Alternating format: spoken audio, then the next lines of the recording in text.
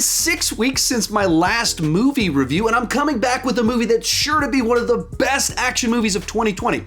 Now, the question that immediately comes to mind, is that because there's no competition because no movies are coming out in 2020, or is it because it's really that good? So let's talk about it. Now, I'm a huge fan of rated R action movies, so naturally, this movie had my attention. Then I learned it was written by Joe Russo, produced by the Russo Brothers, and directed by the second unit director and stunt coordinator of Infinity War, Endgame, and a bunch of other big, awesome blockbusters from the last 10 years. And this movie suddenly became a movie I had to watch. And to my knowledge, this is the first time I've ever stayed up until 2 a.m. to watch a Netflix original film right as it debuted on the platform. Granted, I can't leave my house, I have nowhere to be, so why not stay up until 4 a.m. and sleep in the next day?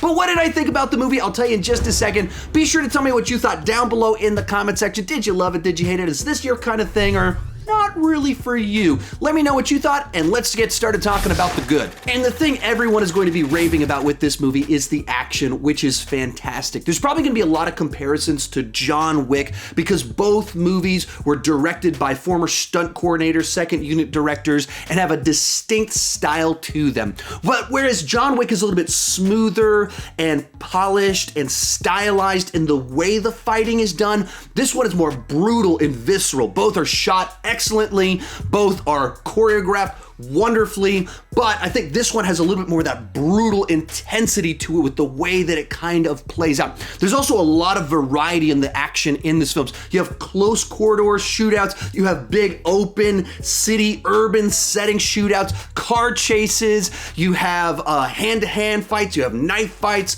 lots of sniping type action in it, RPGs make appearances, and there's several sequences with kind of like these long one-take shots. Like there's a car chase that just kind of starts and you're outside the car and then you go inside the car and it goes on for several minutes as basically feeling like a single take. And then the car crashes, they get out, and we just follow them straight into a shootout, which also has like big stunts inside of it. Phenomenal, cool, one-take shot type action sequence. And because of the way that it's filmed with the long takes, there's a section here that's about 30 minutes long that basically plays in real time. You just feel like you are right there following these people through this war zone trying to survive. The other thing I think the movie does really well is the way it handles its story. The basic plot here is very straightforward. A mercenary is trying to get a boy out of the town alive. His objective, very clear from beginning to end, but where it adds the kind of the complexity, the nuance, and the intrigue is the different characters involved and how they relate to the boy and how they relate to Chris Hemsworth's character. Now, the movie does have some just straightforward villains that are just evil, but you also have a bunch of characters who are allies to Chris Hemsworth, but they're antagonistic towards the boy. And then you have characters who are antagonistic towards Chris Hemsworth, but they're an ally to the boy. And there's a lot of those interesting little character dynamics that add extra tension to these action sequences where people are pulled in all of these different directions. The basic plot is very straightforward and simple, but it's executed with intrigue because of the characters and their dynamics between one another. Likewise, the movie has more emotion than you would expect from a film like this. Now, there aren't like a bunch of big, gigantic character arcs, but you learn just enough about each of our characters to care about them and their relationship to one another.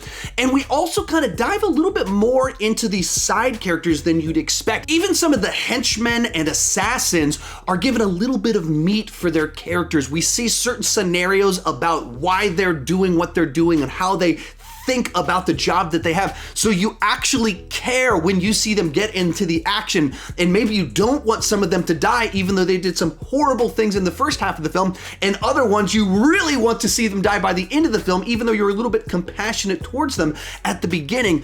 And once again, that's the stuff that I think this movie kind of excels at. And then as this is a Chris Hemsworth vehicle, you've got to talk about him. And I just thought he was great in this movie.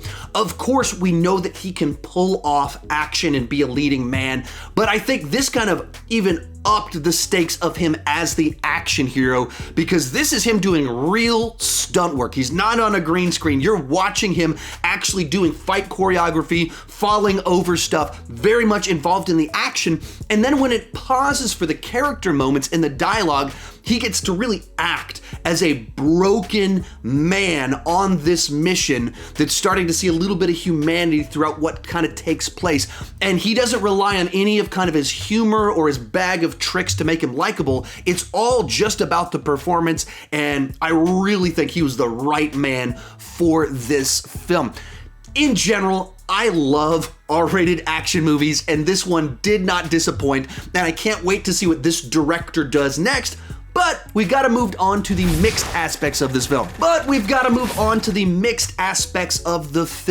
And the key thing here is that it's not a movie for everyone. This is a hard R action film that is kind of wall-to-wall action. There is violence against children. There is children who are being used as soldiers in parts of the story that can be pretty gut-wrenching if that's not your thing.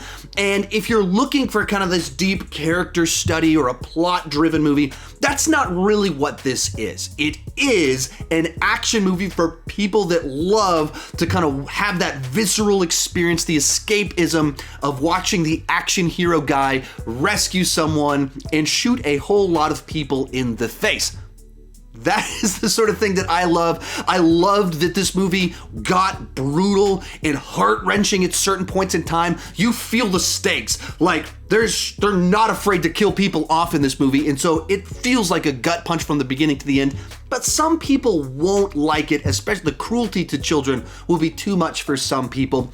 From there, let's move on to the negative. And I didn't really have any big criticisms for this movie, just a few things that hold it back just a little bit. The big one is that the bond that forms between Chris Hemsworth and the boy feels a little bit sudden with the kind of the way it plays out. Now, they're of course on this big adventure together and he's saving the boy, and so there's a little bit of natural bonding that would take place, but it feels like from one conversation to the next, there's a big gigantic gap that isn't fully earned to help us understand exactly why that transition took place.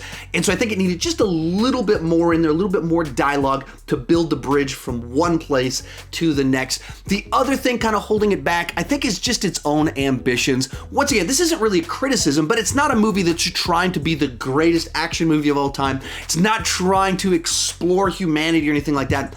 It's just trying to provide that escapism of that scenario of what if you were trying to rescue this boy? What would it be like to be in that car shooting down all these bad guys and the choices that you would have to make along the way? And that's what it does really well, but it's limited in the scope of what it's trying to be. So it's not the type of movie that I'd be like, that was the greatest thing ever. It was like, no, it was excellent at exactly what it was trying to be, which is just a pretty straightforward action movie with fantastic action and character dynamics that you care about that really has stakes. That's what this movie does well. Real quick before I give you my final score, be sure to tell me what you thought down below in the comment section. Did you love it? Did you hate it? Is this your kind of movie, or was it just a little bit too much mindless action for you? Also, if you enjoy action movies, check out this playlist up above where I've ranked a bunch of kind of the iconic 80s and 90s action movie franchises. If you've enjoyed this movie or this review, there's something up there that you'll enjoy. Extraction is exactly the kind of movie that I want Netflix to make more of. There is talent in front of and behind the cameras, but they also took a risk on a new first-time feature director. I don't know how well this movie would have done in theaters because these types of movies don't seem to do the best in theaters these days, but it seems like the perfect movie to drop on Netflix, especially right now while we're in lockdown. I think people are gonna eat this movie up. Overall, this movie is an A- for me. On the entertainment scale, it's an 8.5, and I think action fans must watch this movie. Remember, if you want more kind of my takes on action movies, check out that playlist right over there. Thank you so much for watching, and keep talking movies too much.